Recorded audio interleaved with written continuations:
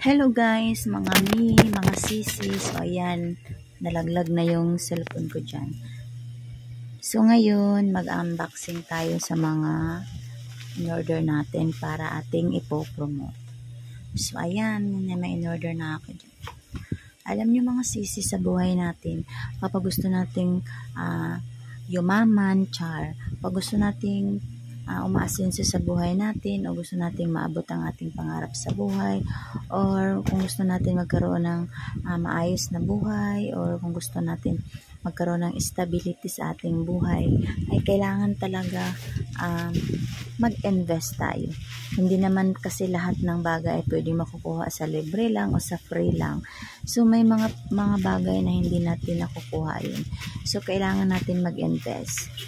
So kailangan natin mag-invest para magka-resulta tayo. Kasi kapag hindi tayo mag-invest at mag-aantay lang tayo ng free or libre, wala pong mangyayari sa atin.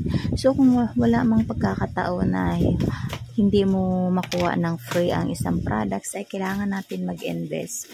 Sikapan natin magkaroon ng pang-invest para matupad natin at unti-unti nating magagawa ang ating gustong gawin.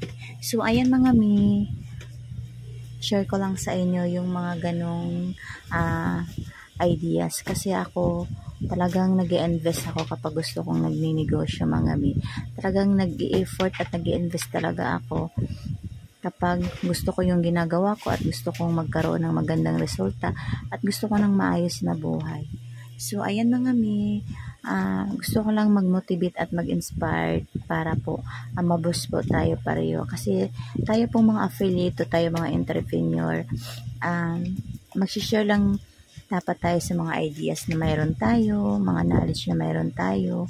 Kasi nga, sabi sa mga motivational speaker, lahat ng bagay kapag gusto nating maabot o marating, ay kailangan natin tong pagsikapan, kailangan natin tong pagsakripisyuhan, kailangan natin maglabas ng pera o mag-invest. So, ayan po, ako ganyan po yung ginagawa ko ngayon, kasi halos decline na naman po ako sa mga nire-request ko.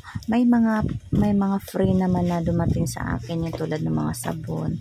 So syempre pag may mga products ka nga gusto mo ding i-promote at gusto mong magamit din sa loob ng ating bahay o sa ating sarili at nadi-decline tayo, so kailangan natin mag-invest. So that's the point na pwede natin mag-invest. So ayan, share lang ako sa inyo. I hope ma-inspired kayo. Huwag kayong mawalan ng pag-asa, huwag kayong susuko at huwag kayong bibitaw kung wala man, kung hindi pa kayo na-approve o decline lagi. So may mga products naman na affordable lang. So yan lang po ang i-invest na hanggat kaya ninyo. Huwag kayong mag-invest doon sa hindi ninyo kaya, para hindi sumakit ang ulo nyo at hindi kayo ma-stress. So tuloy-tuloy lang tayo pag-abot sa ating mga pangarap sa buhay. Hindi tayo pababayaan ni Lord. Basta nakikita ni Lord yung sipag at tiyaga mo at diskarte mo. Tigit sa lahat, yung buong tiwala mo sa sarili mo, yung kumpiyansa mo na kaya mong maging maayos ang buhay mo at alam mong sa dulo ay magkakaroon ng magandang resulta. Yung lahat ng mga ginagawa mo ngayon, lahat ng mga effort, lahat ng mga pag-sacrifice mo. Kaya tiwala lang ng buong buo at sabayan natin ng laging pagpanalangin sa ating Panginoon.